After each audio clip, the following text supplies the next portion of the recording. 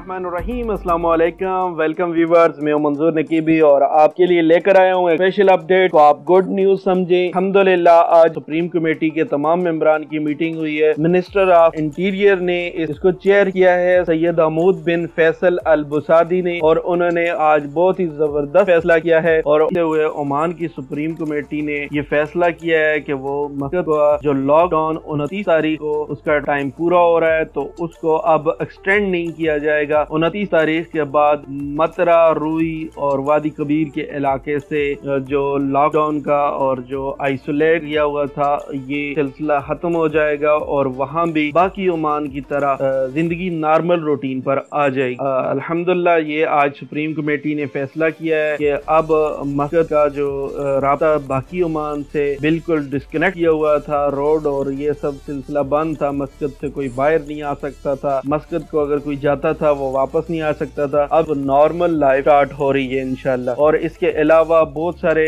जो GCC countries हैं वहाँ पे लॉकडाउन खत्म किया जा रहा है। यूएई ने तो स्पेशल फैसला किया है, उन्होंने अपना airport Dubai airport full operational कर दिया है और दूसरे रोजमर्रा के सिलसिले हैं वो ओपन कर दिए हैं। रात 11 बजे से सुबह 6 बजे तक सिर्फ डिसइंफेक्शन मुहिम चलाई जाएगी। इस टाइम गैर जरूरी बाहर आने पाबंदी। सऊदी अरब ने भी अब लॉकडाउन खत्म करने का ऐलान कर दिया है। 3 फेज प्लान उन्होंने भी दिया है और ये 28 मई से स्टार्ट हो रहा और 21 जून के बाद वहां पर कोई भी लॉकडाउन नहीं रहेगा। इसके अलावा कुवैत ने भी जो वहां पे 24 घंटे तक का कर्फ्यू है तो वो खत्म करके अब नॉर्मल करने का ऐलान कर दिया गया है। इसके अलावा बहरीन ने भी जो कोरोना वायरस के खिलाफ फाइट चल रही थी उसमें भी उन्होंने नरमी की है और तमाम जो कारोबार और मामूल की एक्टिविटीज है उसको बहाल करने का फैसला कर लिया है। आप दुआ करें कि अल्लाह ताला तमाम इस पाबंदियों को खत्म करे और जो कारोबार बंद है उनको भी जल्दी से जल्दी खोलने का कोई सबब बने। मज़ीद आप अपडेट रहने के लिए इंशाल्लाह कोई भी फैसला होगा, कोई भी अपडेट आएगी मैं आपको अपडेट करूंगा। आप चैनल को सब्सक्राइब करें, वीडियो को लाइक करें और कमेंट सेक्शन में अपनी राय का इज़हार जरूर